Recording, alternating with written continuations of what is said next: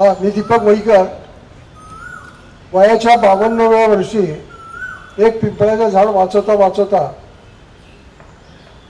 आज 70 आली आणि माझ्या नावावर पुणे आणि नाशिक मधली एकूण 80,000 झाडं वाचवण्याची माझ्या नावावर नोंद झाली. याचं सगळं श्रेय मी 2 लोकांना देतोय. एक माझे पर्यावरणातले गुरु विनोद जैन. त्यांच्या भोवती गरडा बरा असायचा, पण त्यांनी त्यातल्या त्यात मला पहिल्यांदा निवडलं आणि हायकोर्टमध्ये याचिका माझ्या नावावर दाखल झाली. त्या याचिकेमध्ये अनेक वाईट अनुभव आले, पण चांगले अनुभव असे की मेधा भाटकर आता जे चीफ जस्टिस धनंजय चंद्रचूड, जयंत पटेल यांनी आमची याचिकेचा निकाल देताना त्यांच्या बेंचवरनं आम्हाला असा अंगठा दाखवलेला आहे की पीठ अप म्हणून. त्याच्यानंतर मला मारहाण झालेली होती, माझं डोकं फोडलेलं होतं, तेव्हा आमची दर गुरुवारी हायकोर्टमध्ये केस असायची. तेव्हा मी माझा शर्ट वगैरे घेऊन जयंत पटेल आणि मॅडमला दाखवला. दोघांचं कोर्ट होतं. म्हणलं साहेब आता मला ह्याच्यात माघार घ्यायची, माझ्या तरी आता ताकद नाही आहे, कारण इथपर्यंत वेळ आली आहे. तुमच्या कायद्याप्रमाणे सोपस्कार सगळे मी पूर्ण केलेत. पोलीस चौकी झाली, मेडिकल झालं, वगैरे वगैरे सगळं झालं. तर मला झालेल्या मारहाणीमुळे माझ्या नंतर येणाऱ्या समाजकार्य करणाऱ्या लोकांना एक चांगलं पाठबळ मात्र मिळालं की तिथपासनं समाजकार्याच्या करणाऱ्या लोकांना महाराष्ट्र शासनातर्फे मोफत पोलीस संरक्षण देण्याची ऑर्डर जयंत पटेल यांनी डायरेक्ट कमिशनर ऑफ पोलिसांना केली आणि तेव्हापासून पोलीस ठाण्यापर्यंत मर्यादित असणारी ही सवलत आता प्रत्येक चौकीमध्ये आली. सगळ्याचा दुहेरी फायदा सगळ्यांना झाला. ह्याच्यामध्ये 80,000 झाडं वाचवणं वगैरे वगैरे.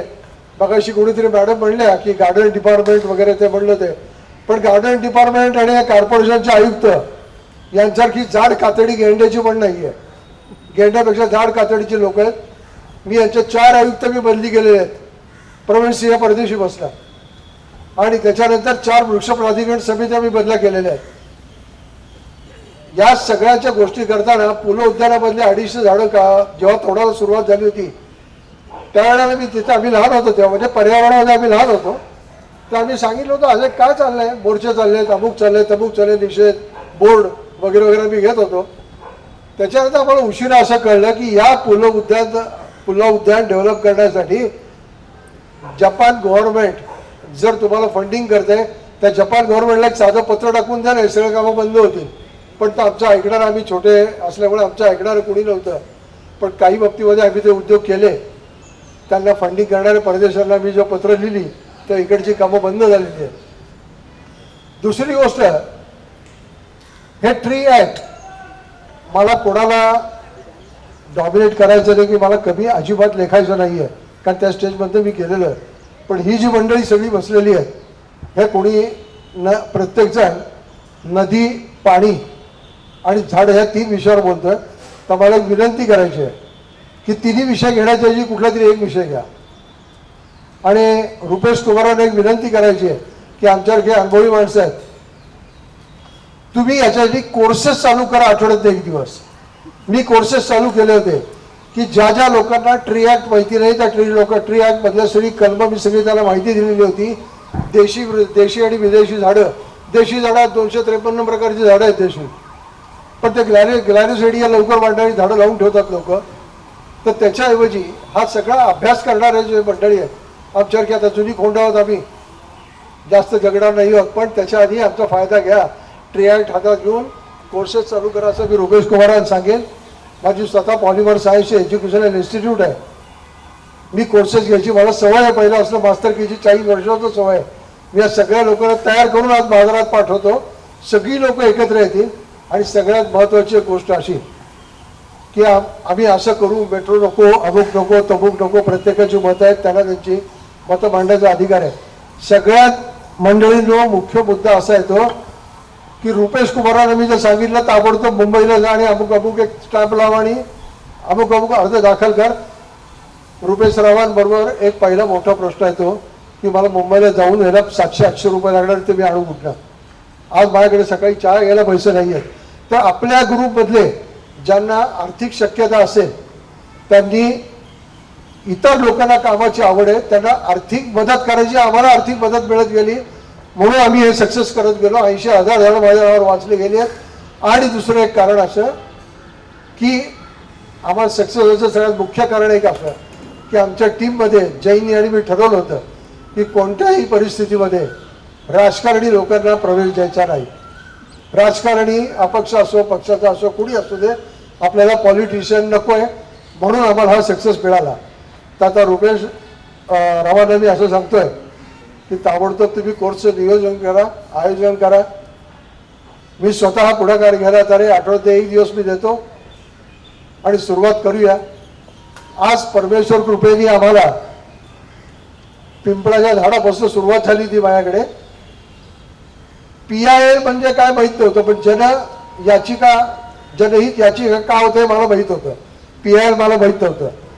मला झाडांचा कायदा माहित होतं, सॉरी ट्री ॲक्ट माहित होतं, झाडांचा कायदा मला माहित नव्हता. आणि हे जे हॉर्टिकल मिस्त्री वगैरे आहेत ना गार्डन डिपार्टमेंटचे सगळे, या माणसाने विचारलं होतं बेटा ना तुमची गाडी उघडा डिकीमध्ये दाखवा मला, एकाकडे तरी ट्री ॲक्ट आहे का, एकाकडे ID नाही आहे, एकाकडे युनिफॉर्म नाही. फॉरेस्ट डिपार्टमेंटला मी सांगितलं होतं कुठल्या बेसवर आला, राठोड म्हणून आहेत माझ्याकडे भांडायला आले होते, कुठल्या कशावर तू आहेस फॉरेस्ट डिपार्टमेंटवाला, तेव्हा पायामध्ये गंबूट नाही आहे, कंपल्सरी युनिफॉर्मवर ये, युनिफॉर्मवर ये तर माझ्या दारात उभं राहा. हे दमदाटी आक्रमकपणा आम्हाला केव्हा आला, जेव्हा आम्ही ट्री ॲक्ट कोणून पिलेला होता. आणि सगळ्यात जास्त चिडत होती की गार्डन डिपार्टमेंटला जा, या आयुक्तांकडे जा, आधी प्रवीण सिंह परदेशी बसले त्या आधी शेवटी आत्तापर्यंत, की या सगळ्यांकडे आम्हाला चीड आहे कशी की मी इथे फसवलो जातोय याची जाणीव मला व्हायची. आणि त्यातून आम्ही आक्रमक होत गेलो. त्याच्यात नंतर आमच्यावर खोटे आरोप टाकले गेले. 353 कलम लावले घोरपडेंनी, घोरपडे आणि गार्डन डिपार्टमेंटनी खोटी कलमावरून आम्हाला 24 तास जेलमध्ये टाकलं. इकडे 9 वर्ष आम्ही हायकोर्टमध्ये हेलपाटे घालतोय आणि इकडे 9 ते 10 वर्ष इकडे शिवाजीनगरच्या कोर्टामध्ये हेलपाटे घालतोय. शेवटी शिवाजीनगर कोर्टामध्ये गेल्यानंतर मला एक 9व्या वर्षी असं वाटलं, 9व्या वर्षी त्याच्या आईला पहिल्याच वेळेला जर मी गुन्हा केलेला नसताना तर कबूल केला असता तर 2 दिवसात सुटलो असतो. हे 9 वर्ष माझी गेली नसती. पण मित्रांनो तुम्हाला सगळ्यांना मी सांगून ठेवतो, तुम्ही पहिल्यांदा एक विषयांचे, मी गुरु नाही आध्यात्मिक, मी शाणा नाही आहे, मी लय भारी नाही, पण जोपर्यंत तुम्ही त्या कायद्याच्या तळागाळापर्यंत अभ्यास करत नाहीये तोपर्यंत तुम्ही स्वतःचं समोरच्याचं पोस्टमॉर्टम करू शकत नाही. जेव्हा समोरच्याचं पोस्टमॉर्टम होतं असं वाटतं त्या तो शेपूट घालायला सुरुवात करतो आणि मग आमच्याकडे यश मिळतं आणि आम्ही मग ताटमानेने कॉलर होऊन शकतो. येस, मी 80,000 झाडं वाचवलेली आहे. धन्यवाद.